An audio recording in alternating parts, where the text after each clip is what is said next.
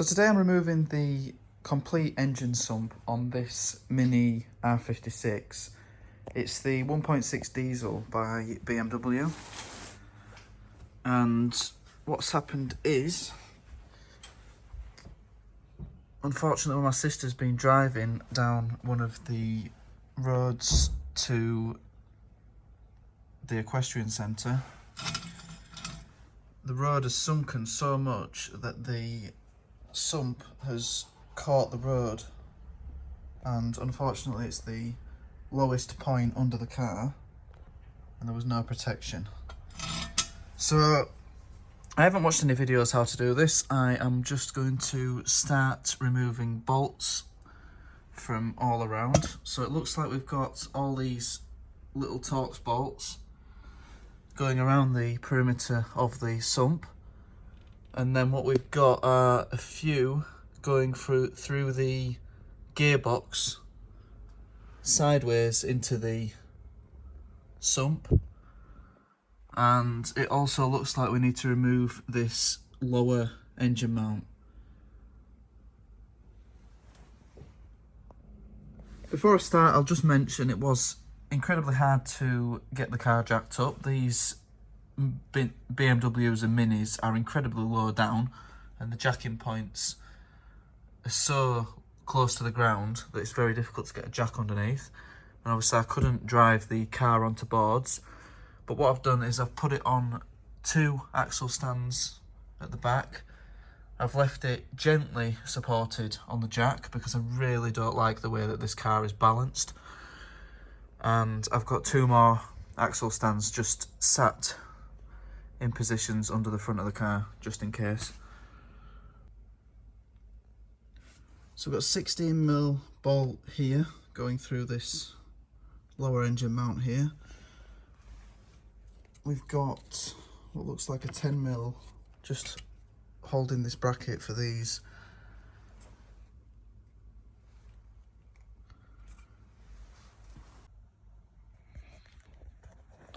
There's another 10mm on the back here,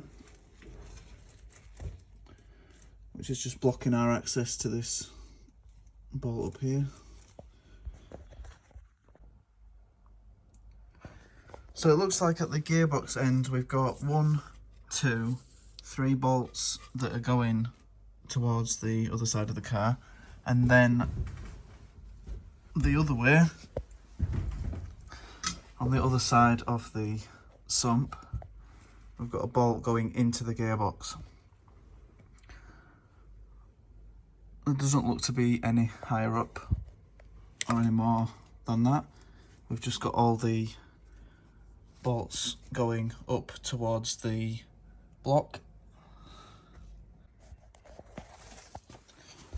I was hoping that you wouldn't need to remove this bracket completely, but it looks like they've put another Torx screw behind this bracket. So we just need to loosen the other part of this bush here, which gives us access to the 4th 13mm bolt. So we've got 13mm bolts on the bracket. This can be removed and then we can get to the Torx screw behind it. So there's the remaining bolt that's concealed by the engine mount. So I've removed most of the bolts, get that one removed, and we should be pretty close to dropping the sump.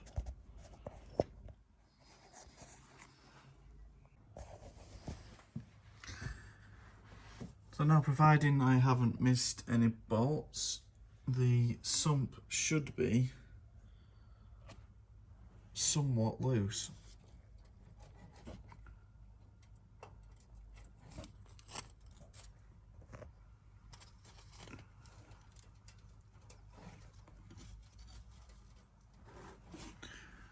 But the seal will be holding tight. So this is actually a couple of days later since I started trying to remove the sump, because I was concerned that I have missed a bolt somewhere or was missing something that needed to be done to get the sump off, because I've not been able to knock it off even with a mallet, and apparently it can just be that the sealant is particularly stuck. I mean, this will have never been off before, but what I've done is I've shoved a tool in here and it has managed to break the seal. So now the sump is loose and ready to come off.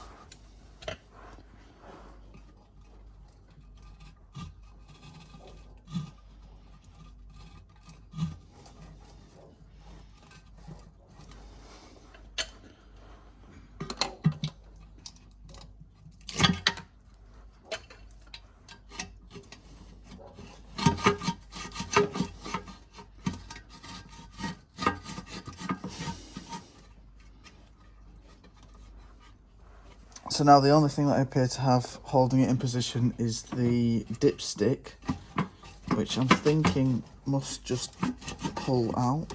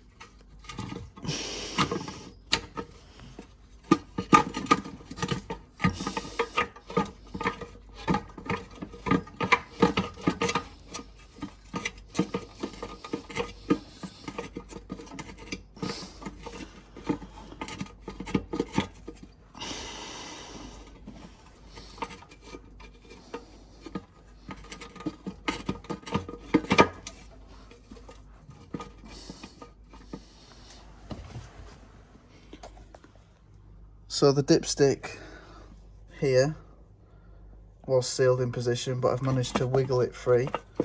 So there should be nothing else holding the sump in position now.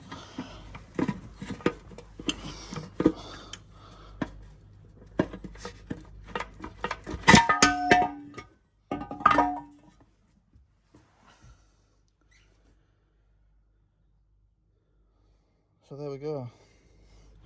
It's surprising just how well sealed the sump was. I was convinced that there was another bolt on there somewhere. I was hitting it with this mallet and it would not budge, but at least we've managed to sort it now and we'll fit the replacement part. Well, thanks for watching. I hope this helps if you're removing one yourself.